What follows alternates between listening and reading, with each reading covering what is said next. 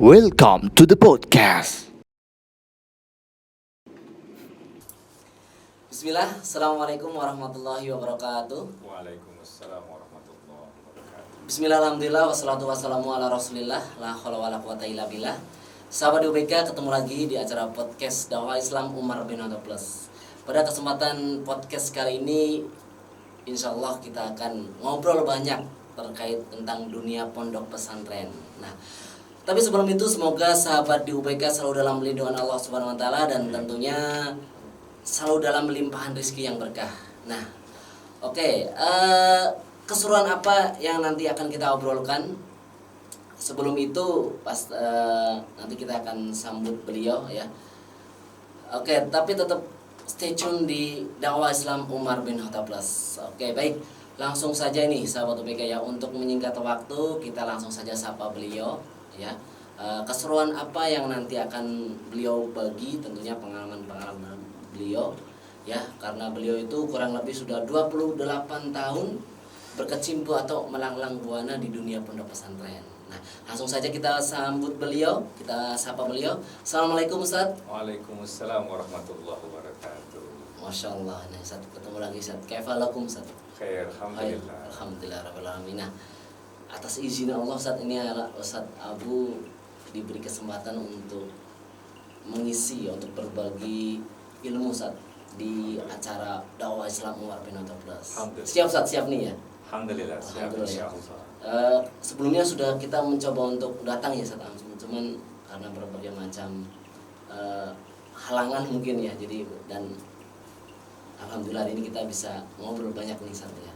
Alhamdulillah. Nah ini kan ngomong-ngomong nih Ustaz ya, ini insya Allah kita akan ngobrol banyak tentang dunia pesantren Ustaz ya. Mungkin Ustaz nih, karena dengar-dengar saya kan dengar Ustaz Abu ini kurang lebih sudah 28 tahun Ustaz ya Masih 28 tahun. Oh berarti masih berlanjut Ustaz ya? Masih berlanjut Allah, ya. insyaallah. Dari 28 tahun ini Ustaz, mungkin nanti antum berbagi Ustaz ya, berbagi pengalaman, berbagi ilmu yang nantinya mungkin bisa jadi pelajaran buat kita semua. Insyaallah. Seperti apa sih dunia pesantren seperti itu Ustaz ya? Nah, mungkin ngomong-ngomong tentang dunia pesantren Ustaz, berdasarkan 28 tahun yang antum itu alami baik sebagai seorang santri maupun sebagai tenaga pendidik, itu seperti apa Ustaz? Bismillah, alhamdulillah, la haula wala quwata illa billah. Asyhadu an la ilaha illallah wa asyhadu anna Muhammadar Rasulullah. Rabbi shrah li sadri wa yassir li amri wahlul 'uqdatam min lisani yafqahu qawli. Alhamdulillah Ustaz Yahya. Alhamdulillah. Kesempatan kali ini kesempatan yang mahal nih tentunya, Mahal. kita berada di podcast Betul. di UBK Plus Dakwah Islam UBK Umar bin Khattab Plus. Tentunya pada kesempatan yang mahal ini kita akan coba sharing, berbagi tentang dunia pesantren. Sebagaimana kita ketahui Ustaz Yahya bahwa pesantren saat ini menjadi pendidikan alternatif yang sekarang sedang tumbuh berkembang. Betul. Itu terbukti dari jumlah pesantren yang semakin banyak, tentunya semakin variatif dalam menawarkan servisnya, kualitas apa yang dikedepankan, pendidikan apa yang dikedepankan kepada masyarakat. Yang kita ketahui bahwa dahulu pesantren itu dianggap sebelah mata ya tentunya. Betul. Artinya sebelah mata hanya orang yang menengah ke bawah yang menyekolahkan anaknya ke pesantren. Namun saat ini, ya, sebagaimana kita ketahui dengan berbagai macam fasilitas, berbagai macam variasi pendidikan yang ditawarkan, tentunya pendidikan pesantren ini sudah menjadi pilihan bukan hanya masyarakat menengah ke bawah, tapi banyak juga para konglomerat, para pejabat, para orang-orang mampu menengah ke atas yang menyekolahkan anaknya ke pesantren, tentunya melihat kondisi dunia kita saat ini, dunia pendidikan umum saat ini. Ustaz Yahya, sebagaimana kita ketahui, sejarah pesantren itu sebetulnya pertama dari ada seorang alim ulama yang berdiam diri di rumah, kemudian datang satu orang, dua orang untuk belajar, mengaji, mengkaji kemudian semakin lama semakin banyak mereka yang hidup di sekitar rumah Pak Kiai tersebut atau rumah pimpinan pesantren tersebut, semakin lama semakin tidak mampu untuk menampung jumlah santri yang datang, maka dibangunlah pondok-pondok di sekitar rumah Pak Kiai. Ini konsep dasar pendidikan pesantren. Namun tentunya seiring berjalan semakin berkembang tentang kehidupan pesantren tersebut, fasilitas yang ditawarkan dari asrama yang fasilitasnya biasa sampai asrama yang fasilitasnya luar biasa. Dari kalau orang dulu mengenal pesantren salaf artinya pesantren tradisional yang santrinya masak sendiri, santrinya mencuci sendiri, santrinya tinggal di gubuk-gubuk. Kalau orang serba sendirilah gitu. Ya, serba sendiri, kemandiriannya memang sangat dikedepankan dalam hal ini. Sampai saat ini kita mendapati banyak pesantren yang menawarkan fasilitas yang wah, asrama yang wah, ber-AC, tempat tidur yang wah, kemudian ada laundry, disediakan laundry, disediakan makan 3 kali sehari, atau mungkin juga gurunya yang datang ke kamar untuk mengajar atau untuk mengawal mereka selama 24 jam. Itulah variasi-variasi pendidikan pesantren yang saat ini semakin menjamur, dan tanpa pandang bulu semua orang melirik kehidupan pesantren ini. Itu sebagai gambaran dasar tentang pesantren. dunia pesantren, Masya Allah ya. Jadi dunia pesantren semakin mendominasi untuk saat ini ya. Nah, kemudian nih konsep yang antum tawarkan atau mungkin antum terapkan nih itu seperti apa Ustaz? Konsep pengasuhan lah di pesantren itu seperti apa sih? Baik Ustaz, ya, sebagaimana kita ketahui bersama tadi yang sudah saya sampaikan, pada dasarnya itu adalah thalibul ilmi. Thalib itu artinya orang yang meminta, artinya aktif. Mereka yang mencari, datang dan mencari, meminta ilmu kepada guru. Saat ini kita melihat bahwasanya pendidikan itu semakin berkembang, pesantren itu semakin berkembang, sehingga menyesuaikan dengan perkembangan zaman. Sebagai contoh, pada saat zaman dahulu kan sangat jauh dari dunia elektronik, dunia komputer, dunia IT, information technology. Saat ini banyak, tidak sedikit pesantren-pesantren yang menawarkan mixing, penggabungan antara Al-Quran, IT dan Al-Quran sebagai pendidikan dasar di sebuah pesantren. Tentunya yang tidak kalah pentingnya adalah bagaimana pengasuh, karena kelebihan pesantren adalah 24 jam anak itu dalam pengawasan. Santri dalam pengawasan dari bangun tidur sampai tidur lagi. Bagaimana mereka beradaptasi ketika bangun tidur, membaca doa apa, kemudian apa yang harus mereka lakukan sampai aktivitas keseharian, sampai nanti mereka tidur lagi. Semuanya dalam pengawasan, dan tentunya sebagai tuntutan dari wali santri yang memberikan amanah tersebut kepada pihak pesantren untuk memperbaiki karakter anak, untuk memperbaiki akhlak dan sopan santun anak tersebut. Nah, tentunya pengasuhan inilah yang menjadi pendidikan utama dari sebuah pesantren. Dahulu kita melihat dari pesantren-pesantren yang ada di Indonesia ini, memaksa siswa, memaksa santri untuk melakukan A. Dengan paksaan tersebut, akhirnya anak itu akan terbiasa. Ketika terbiasa, itu akan menjadi karakter bagi anak tersebut. Contoh, mereka dipaksa bangun pagi. Kalau subuh jam 4.30, jam 4 mereka sudah dibangunkan. Bahkan ada pesantren yang 3.30 sudah dibangunkan. Memaksa mereka untuk bangun, melaksanakan sholat tahajud, dan diharapkan karena paksaan itu akhirnya mereka menjadi terbiasa. Ketika terbiasa, akhirnya menjadi karakter dari santri tersebut. Saya pribadi melihat itu bagus pada zamannya. Tapi pada saat ini saya melihat saya mengambil dari hikmah surat Fatir ayat 28. A'udzubillahi minasyaitonirrajim. Innama yakhsyallaha min ibadihil ulama. Hanya orang yang berilmu yang takut kepada Allah. Takut dalam hal ini adalah melaksanakan apa yang diperintahkan dan meninggalkan apa yang dilarang oleh Allah. Orang yang berilmu.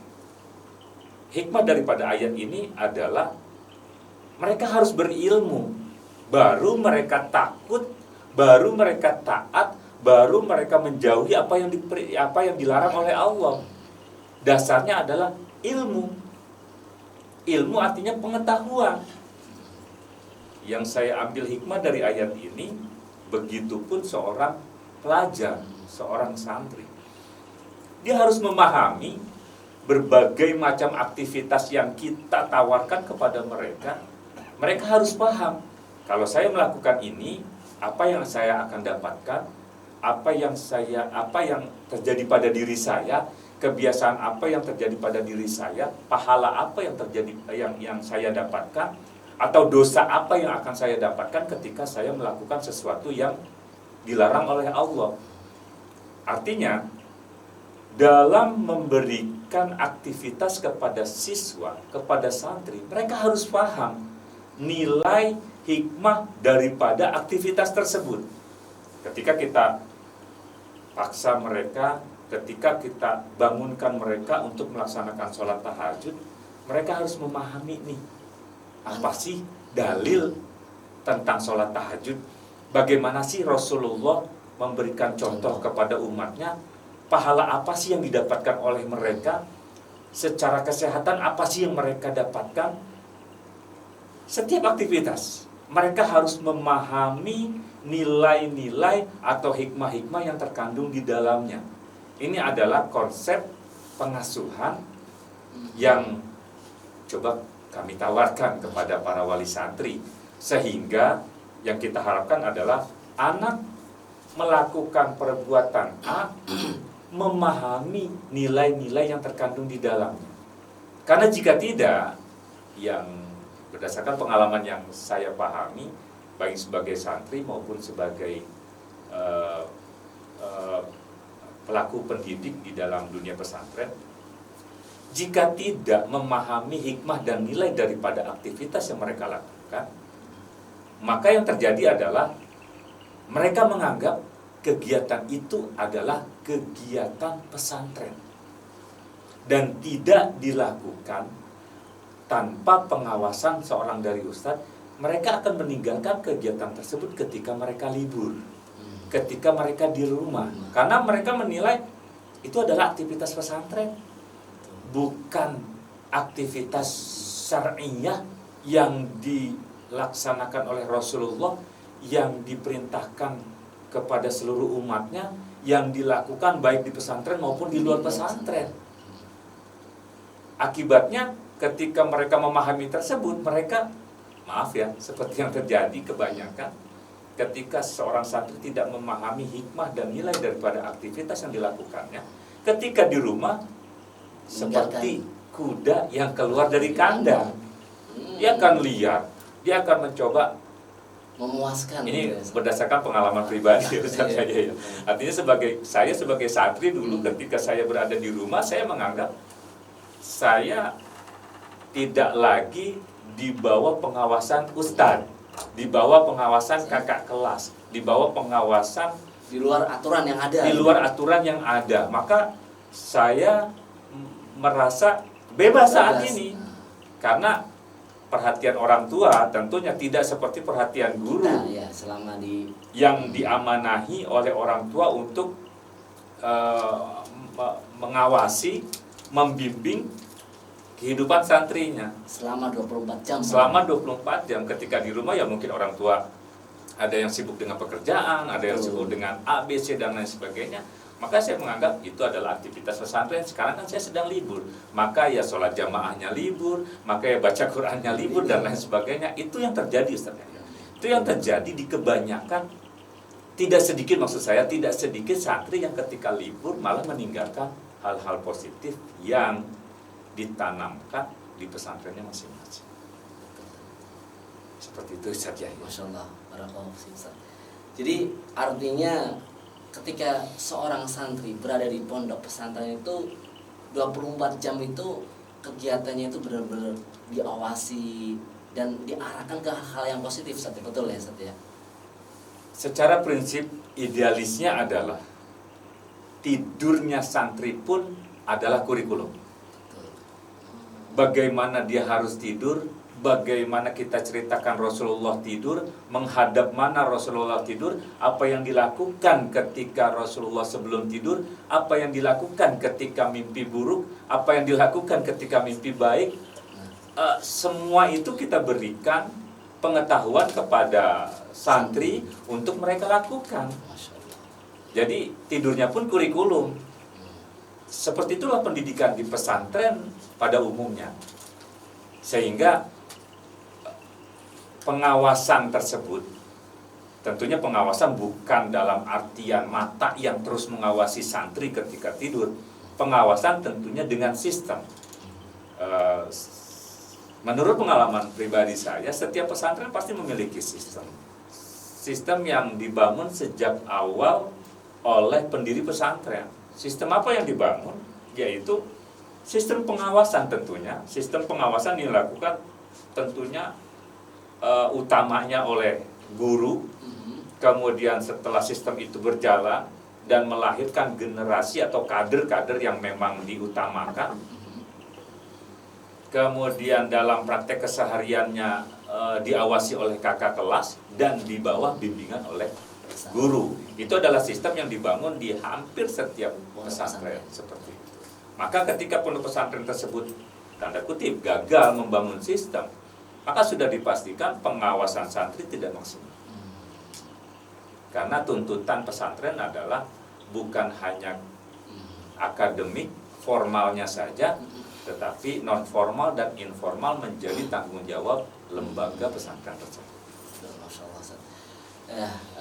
Gini Ustaz, berdasarkan dari apa yang tadi Ustaz Abu sampaikan ya, terkait ketika sebuah sistem pengasuhan di pondok pesantren itu berjalan dengan baik dan kemudian santri juga bisa menjalankan apa yang memang kita sudah atur, dan kemudian ketika yang menjadi permasalahan ketika santri itu pulang ya, kemudian seperti antum tadi mengatakan bahwa ketika santri pulang itu dia merasa sudah tidak dalam pengawasan para guru, mungkin dia bisa memuaskan yang menjadi waktu bebas mereka.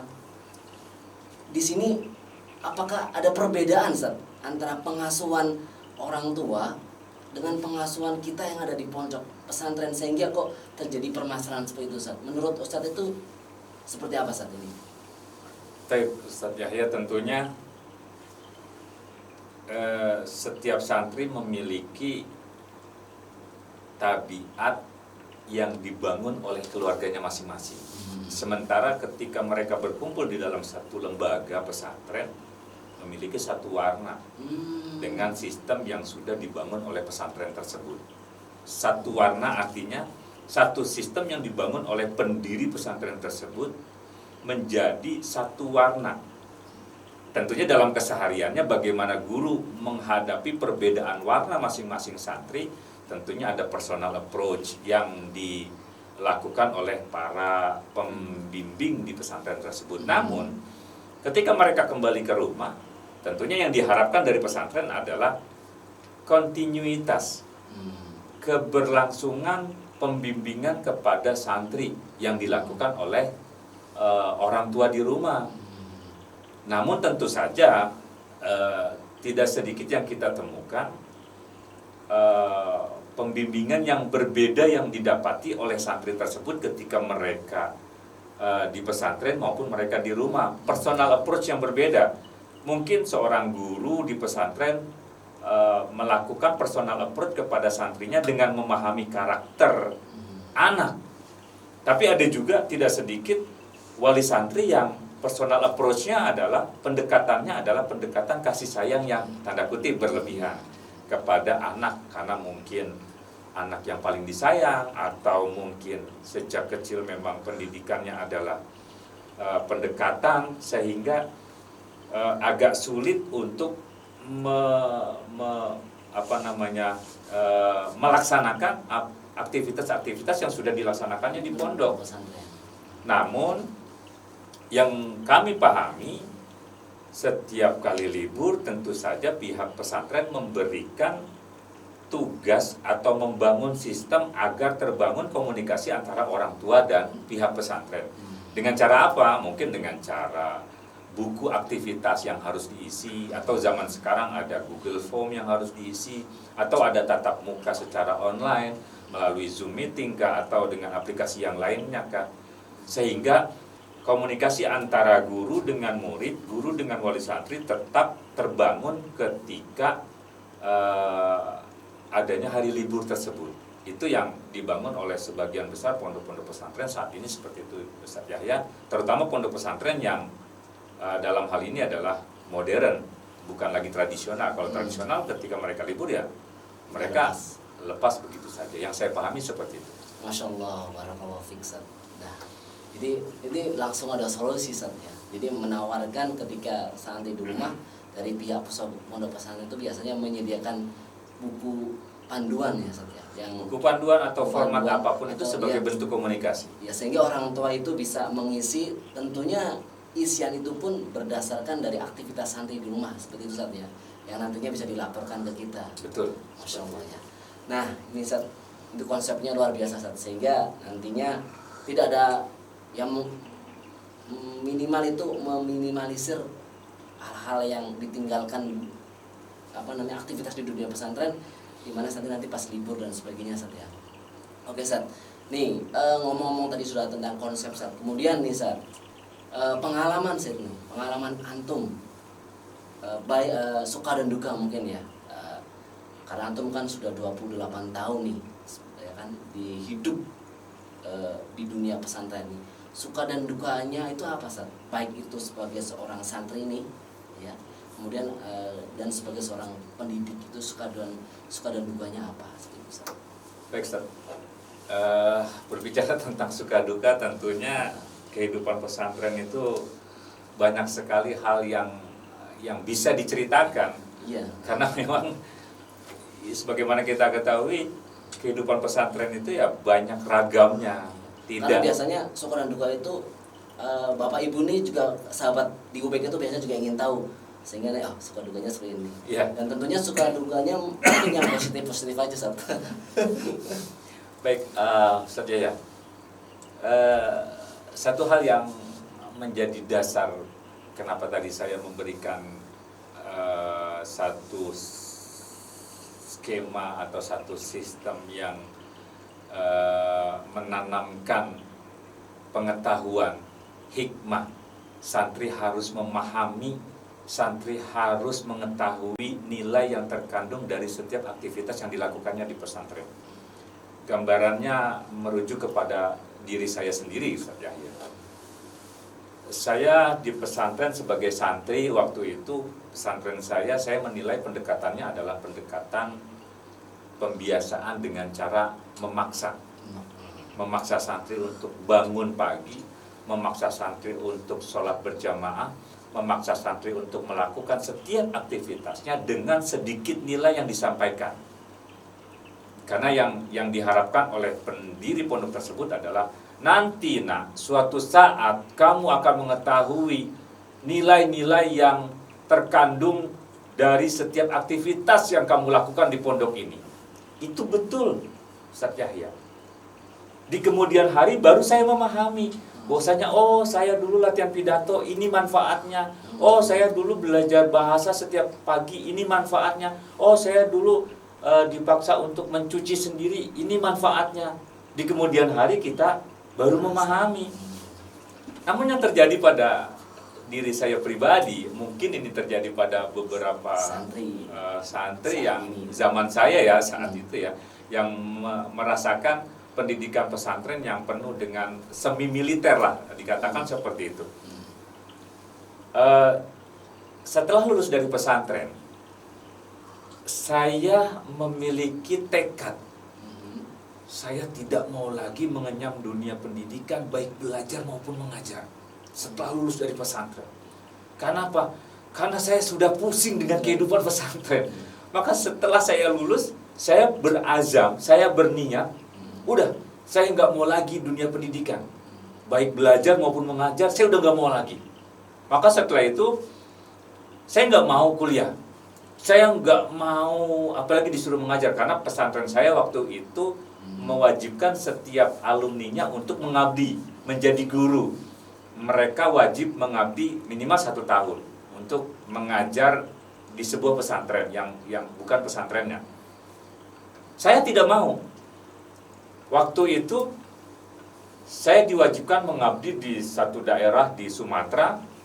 Saya tidak berangkat karena di otak saya udah bebas. Saya nggak mau lagi belajar, saya nggak mau lagi mengajar. Tapi seiring berjalannya waktu selama 3 bulan, saya coba merasakan apa yang belum saya rasakan di pondok, tentunya dengan segala macam kegiatan-kegiatan yang sangat berbeda jauh dari kegiatan saya di pondok. Hilanglah itu yang namanya sholat jamaah. Kemudian mencoba ini, mencoba itu. Siang jadi malam, malam jadi siang, saya coba rasakan. 3 bulan, Ustaz. 3 bulan setelah itu saya bosan dengan kehidupan yang malam jadi siang, siang jadi malam. Kemudian berniat untuk kembali. Saya coba mengikuti, artinya mengikuti arah hati saya. Akhirnya saya ngomong ke orang tua, saya mau menjalankan pengabdian yang diwajibkan oleh pondok saya sebelumnya. Akhirnya saya berangkat ke Sumatera, saya mengajar. Kemudian saya ketika mengajar, saya akhirnya, namanya orang mengajar pasti dituntut untuk meningkatkan profesionalitasnya. Maka ketika saya mengajar, setelah itu saya dituntut untuk kuliah S1, kemudian dituntut lagi untuk kuliah S2, dituntut lagi untuk selanjutnya dan selanjutnya. Akhirnya mengajar iya, saya belajar juga iya. Apa yang saya rasakan itu baru datang. Yang tadi dikatakan oleh Pak Yai, nanti kamu akan memahami. Barulah saya memahami, oh ternyata dulu saya dididik seperti ini, tujuannya ini. Dulu saya dididik tujuannya seperti ini. Nah, berdasarkan pengalaman itu saja, ya, saya tidak mau hal ini terjadi kepada murid-murid saya. Makanya saya memiliki konsep, setiap aktivitas yang dilakukan oleh anak jangan nunggu nanti. Dia harus memahami nilai apa yang terkandung dari setiap aktivitas tersebut. Jadi jangan nunggu dia memiliki tekad, saya tidak mau lagi dunia pendidikan baik mengajar maupun belajar seperti saya. Setelah itu dia baru memahami. Sejak awal anak itu, santri itu harus sudah memahami nilai-nilai yang terkandung di dalam setiap aktivitas yang dia lakukan. Makanya tadi yang saya katakan, innama yakhsyallaha min ibadihil ulama. Hanya orang yang berilmu yang takut kepada Allah. Artinya dia paham apa yang diperintah Allah, apa akibatnya ketika dia meninggalkan. Seperti itu saja. Wah, Masya Allah ya, luar biasa. Jadi maka dari itu konsep itu diterapkan Ustaz ya, supaya santri itu sudah mendapatkan ilmu terlebih dahulu. Tentunya dengan banyak nilai-nilai yang harus takutnya santri nanti kalaupun ya untungnya saya tahu itu cuma selama 3 bulan Ustaz ya. Artinya bisa sadar ya, bisa mengikuti kata yang Masya Allah ya, luar biasa. Ya Masya Allah Ustaz pengalamannya ya, itu suka duka antum Ustaz ya selama menjadi santri ya, baik menjadi santri maupun seorang pengalaman yang saya berdoa semoga itu tidak terjadi kepada santri-santri saya di kemudian hari seperti itu. Nah itu kemudian ini Ustaz, banyak ya sebenarnya. Nah itu kemudian ini banyak nih orang tua yang menanyakan, mungkin ada nih orang tua yang ingin memasukkan ke pondok pesantren, cuman kan biasanya timbul tanya-tanya pesantren itu seperti apa ya. Kemudian ada yang menanyakan seperti ini biasanya, pengasuhan di dunia pesantren itu seperti apa sih, penting nggak sih seperti itu, seberapa penting nih pengasuhan di dunia pesantren dengan hal-hal yang lain yang ada di dunia pesantren, baik itu pelajaran ataupun aktivitas yang lain. Itu mungkin itu yang ingin diketahui satu calon wali santri ataupun yang memang ingin memasukkan anaknya ke dunia pesantren.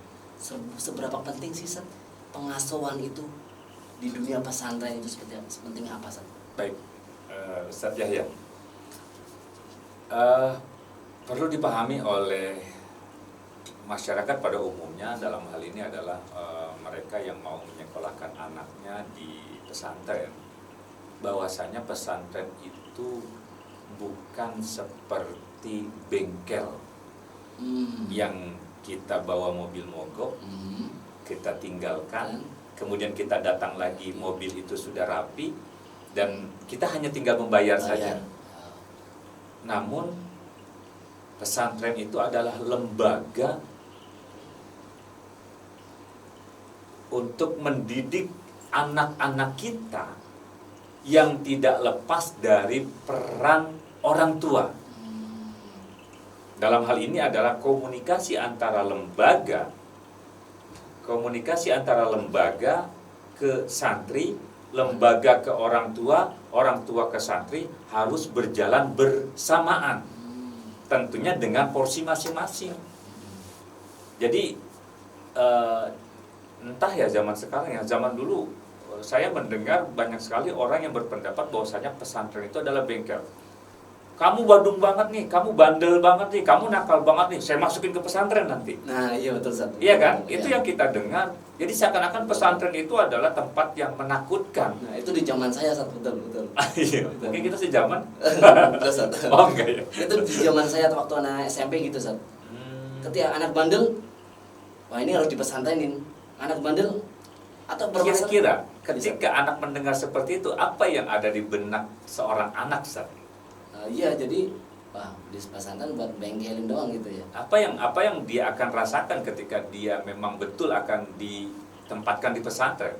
Maka dia akan menganggap pesantren adalah orang-orang yang bermasalah. Tempat orang-orang yang bermasalah. Itu kan pada kenyataannya tidak gitu. Pada kenyataannya tidak ya, walaupun di setiap sekolah, pasti di setiap lembaga pendidikan, baik di pesantren maupun di lembaga pendidikan yang bukan pesantren, baik itu yang full day maupun yang setengah hari, maupun apakah lembaga pendidikan tersebut, pasti ada saja problematika siswa atau santri yang memang di luar daripada out of the box ya, di luar daripada frame yang sudah ditetapkan oleh lembaga tersebut. Tapi yang sekali lagi yang saya katakan bahwasanya komunikasi antara pihak lembaga, dalam hal ini adalah pengasuh, kemudian orang tua dan pihak santri harus berjalan dengan baik, sehingga pengasuh tersebut ketika memang diberikan amanah oleh pihak wali santri untuk mendidik santri, si pengasuh tersebut memahami latar belakang daripada santri tersebut. Bagaimana sih kebiasaan orang tuanya dulu? Maaf ya, tidak sedikit santri yang broken home di rumahnya. Kemudian personal approach apa sih yang dilakukan oleh pengasuhan santri sehingga tidak keluar kata-kata yang dalam mendidik, tidak keluar kata-kata yang membuat si santri tersebut sakit hati. Kita kan seorang guru harus pandai memilah-milih kata-kata dalam memotivasi anak sehingga tidak terjadi kebalikannya. Awalnya kita ingin motivasi, namun karena kita tidak memahami karakter psikologi daripada santri tersebut, akhirnya berbalik, bukan termotivasi, malah dia putus asa dengan ungkapan-ungkapan yang kita sampaikan. Ini kan perlu memahami antara pihak orang tua, pihak pengasuhan santri, dan pihak santri itu sendiri. Komunikasi yang masing-masing memiliki porsi dalam memainkannya. Ketika anak itu berhasil, ketika anak itu mencapai target, perlu nggak kira-kira motivasi dari orang tua? Sangat perlu itu. Reward dari orang tua sangat perlu nggak? Sangat perlu. Begitupun pihak pesantren memberikan reward, begitupun orang tua. Kita memberikan informasi kepada orang tua bahwasanya anak ibu telah mencapai target A. Motivasi apa? Reward apa yang diberikan orang tua kepada santri? Reward apa yang diberikan pihak pesantren kepada santri, sehingga dengan reward tersebut anak lebih terpacu lagi. Anak kan pasti akan menilai ketika orang tua bertanya saja, gimana nak, sudah sampai mana nak? Anak sudah merasa terkontrol dari orang tua dengan pertanyaan seperti itu saja. Makanya di tempat kita ini di UBK, kita memberikan waktu untuk komunikasi antara santri dengan orang tua sehingga komunikasi itu tetap berjalan.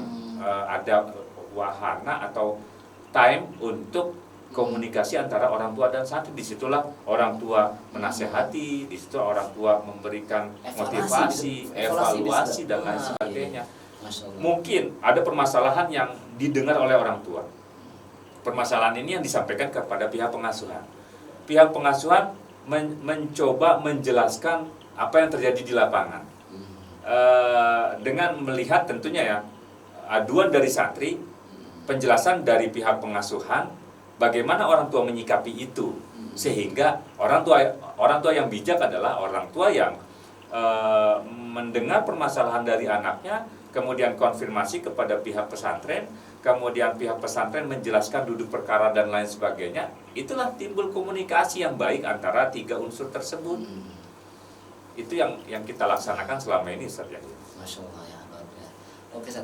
Masya Allah, Ustaz. Ini ada poin saat ini yang saya tangkap yang ini menjadi permasalahan saat bahwa orang tua yang baik itu adalah yang menangkap permasalahan dari santrinya ya, kemudian bertabayun kepada guru ataupun guru yang berada di pesantren sehingga terjadi komunikasi yang baik saat ya.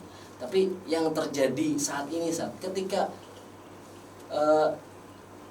santri berkomunikasi dengan orang tuanya kemudian mengadu permasalahannya, apa yang dirasakan santri, mungkin dari sakitnya yang ada di pesantren, kemudian mungkin pembelajarannya seperti apa, itu kan sering diadukan nih. Cuman yang jadi masalah itu kebanyakan orang tua itu langsung belum klarifikasi tapi langsung mungkin marah lah ataupun menuntut dan ini dan sebagainya. Dan itu sebagai seorang pengasuh nih bagaimana antum menyikapi hal seperti itu? Ya, alhamdulillah dari perjalanan pengalaman saya selama ini itu memang kita dapati dalam perjalanan selama ini. Tentu saja kita mencoba memberikan penjelasan yang sejelas-jelasnya kepada pihak wali santri, atau kita panggil untuk berbicara secara tatap muka dengan pihak wali santri, sehingga kita bisa bertabayun ya. Terus terang dalam hal ini ada beberapa case yang memang kita alami sebagai pengasuh santri. Wali santri yang tidak puas dengan permasalahan yang dialami oleh anaknya, maka kami di akhir atau pada masa santri di rumah ketika mereka libur, kami selalu memberikan kuesioner kepada wali santri tentang kebiasaan anak selama di rumah.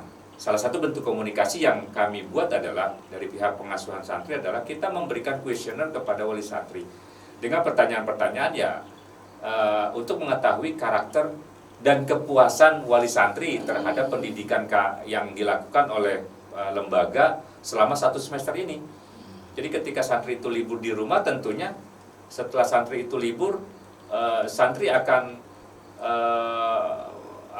bagi mereka atau santri yang terbiasa untuk melakukan hal-hal yang positif di pondok, kemudian mereka melakukannya di rumah, tentunya itu yang kita harapkan. Mereka tetap sholat tahajud, mereka tetap sholat berjamaah, mereka tetap membaca Quran, mereka tetap sayang kepada adiknya, berbuat baik kepada orang tua, itu yang kita harapkan.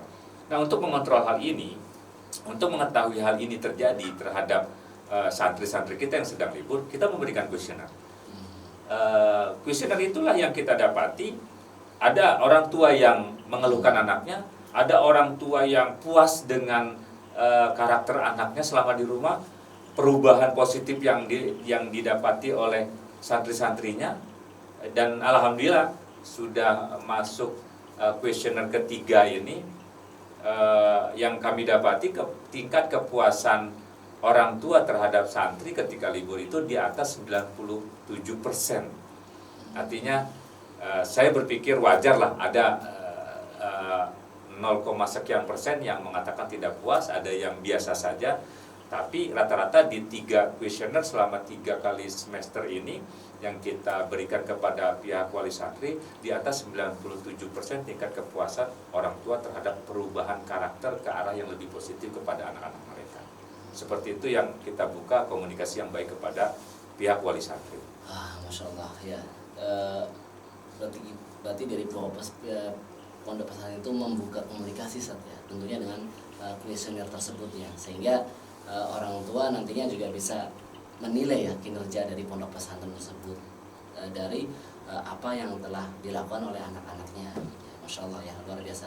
Nah ini sudah banyak saat kita ngobrol terkait tentang dunia pesantren saat ya, baik dari pengalaman antum sebagai seorang santri maupun sebagai seorang tenaga pendidik. Kemudian ada satu hal lagi saat ini yang ingin saya tanyakan, dan sebenarnya ini juga mungkin Bapak Ibu juga sering tanyakan sih, mengenai pasti ada dong saat di dunia pesantren itu ada yang namanya reward dan punishment gitu saat ya. Nah, Anda juga pernah saya pernah menerima seorang survei ya, survei wali santri itu yang ingin memasukkan ke pondok. Kemudian wali santri ini menanyakan, Ustaz, ada nggak sih, biasanya yang ditanyakan dulu itu tentang hukuman, Ustaz, hukuman yang diberikan itu di pondok pesantren itu seperti apa, Ustaz? Apakah ini atau tentang fisik atau apa gitu kan? Kemudian punishment-nya itu punishment itu seperti apa, Ustaz? Kemudian reward-nya itu seperti apa, Ustaz? Nah, yang menjadi pertanyaan para wali santri Ustaz, ataupun calon wali santri lah, itu kalau di pondok pesantren ataupun pengalaman antum gitu Ustaz, seperti apa satu reward yang baik, kemudian punishment yang baik, dan antara reward dan punishment itu seimbang, itu seperti apa Ustaz? Mungkin bisa dijelaskan ataupun berbagi Ustaz. Alhamdulillah Ustaz Yahya, secara prinsip punishment yang sering ditanyakan adalah punishment. Betul. Adalah sesuatu hal yang menjadi pendidikan bagi si pelanggar tersebut, yang membuat dia jera, yang membuat dia paham, karena ini konsep bukan ada reward ada punishment, itu bukan konsep manusia. Allah pun sebagai sang pencipta memberikan reward dan punishment. Punishment adalah neraka, reward adalah surga. Betul. Itu adalah konsep ilahiyah yang diberikan kepada manusia melalui kitab-kitabnya. Ada surga, ada neraka, ada reward, ada punishment. Tentunya secara dasar tadi yang saya katakan adalah punishment dan reward. Kalau reward itu untuk memotivasi anak untuk lebih baik lagi, kalau reward itu tujuannya bagaimana anak tersebut bisa memahami apa yang sudah dia lakukan, kesalahan apa yang sudah dia lakukan, akibatnya apa, sehingga menjadi pendidikan bagi anak tersebut. Nah, kami di UBK ini tentunya berdasarkan konsep reward seperti ini, konsep punishment seperti ini, tentunya kita juga berlakukan kepada santri-santri kita. Terus terang, saya adalah santri yang dulu merasakan bagaimana kerasnya hukuman fisik yang saya terima. Dari hukuman fisik biasa sampai hukuman fisik luar biasa. Sehingga dari pengalaman tersebut saya pribadi menyimpulkan, nanti kalau saya punya murid, saya tidak mau menghukum mereka dengan hal-hal yang seperti ini. Yang terjadi bukan pemahaman pendidikan yang diterima, tapi yang timbul adalah rasa sakit hati kepada orang yang memberikan sanksi kepada kita. Maka di sini kita laksanakan reward yang mendidik, punishment yang mendidik bagi anak. Contohnya, kita minta, pertama tentunya kita nasihati. Yang kedua, kita berikan mereka hukuman. Bentuk hukumannya apa? Ya menulis ayat Al-Quran, 1 halaman, 2 halaman, 3 halaman, 1 juz, 2 juz, sesuai dengan kesalahan, tingkat kesalahan mereka. Tentunya ada gradasinya dalam memberikan kesalahan tersebut, dalam memberikan punishment tersebut. Sampai kita berikan surat, sampai kita berikan informasi kepada orang tua, skorsing, ya di akhir ketika kita sudah melihat tidak baik lagi, baik untuk diri anak tersebut maupun untuk lingkungannya, maka kita komunikasikan ke orang tua untuk dipindahkan sekolahnya. Itu adalah jalan terakhir yang diberikan kepada anak tersebut. Sedangkan kalau reward, ya kita memberikan kepada mereka, di sini ada santri teladan, kemudian ada kejuaraan-kejuaraan baik internal maupun eksternal yang diikuti oleh seluruh santri, sehingga hasilnya itu menjadi reward bagi mereka, baik dari segi materi maupun non materi. Kita berikan reward kepada mereka yang menjadi program bulanan, bukan hanya untuk akademik ya, tapi untuk pencapaian tahfidz, kemudian kebersihan pribadi, kebersihan kamar, karakter, akhlak, tentunya dengan poin-poin yang sudah ditentukan untuk mereka, seperti itu. Masya Allah. Artinya antara punishment dan reward itu harus berjalan beriringan. Ya, berjalan dan tentunya mendidik Ustaz ya. Itu dia dasar. Masya Allah, luar biasa Ustaz. Barakallahu fikum Ustaz. Nih ada banyak tadi sudah banyak hal yang saya tanyakan, dan tentunya ini akan menjadi pengalaman dan akan menambah ilmu saya juga Ustaz tentang dunia pesantren Ustaz. Seperti apa tadi yang antum katakan bahwasanya orang tua juga ikut menjadi hal yang terpenting dalam mengasuh santri, sehingga ketika santri berada di luar juga orang tua bisa memantau dan sebagainya, sehingga santri itu tidak keluar jalur gitu Ustaz ya. Intinya sama-sama penting. Masya Allah, luar biasa. Sebenarnya banyak hal yang ingin saya tanyakan Ustaz, terutama tentang pandangan orang terhadap dunia pesantren dan sebagainya ini. Nah, insya Allah nanti kita akan kita lanjut Ustaz ya, untuk insya Allah. Ya, insya Allah kita akan lanjut di episode berikutnya insya Allah Ustaz ya. Semoga Ustaz Abu ini ada selalu dalam lindungan Allah, sehat selalu. Begitu juga dengan Ustaz Yahya dan keluarga. Ya, bisa ketemu lagi Ustaz ya. Nah, untuk podcast kali ini mungkin cukup sekian Ustaz. Ya. Oke, sahabat UBK, itu apa yang telah diceritakan dan apa yang pengalaman dari Ustaz Abu Bakar ya selama 28 tahun berkecimpung di dunia pesantren, baik sebagai seorang santri dan sebagai seorang pendidik. Semoga apa yang beliau paparkan tadi menjadi pelajaran buat kita semua dan bisa mengambil ibroh dari apa yang beliau alami ya, sehingga kedepannya baik ayah bunda yang ingin memasukkan anaknya ke dunia pesantren itu tidak ragu lagi ya, tentunya sudah mendapatkan ilmu dari apa yang kita bahas tadi.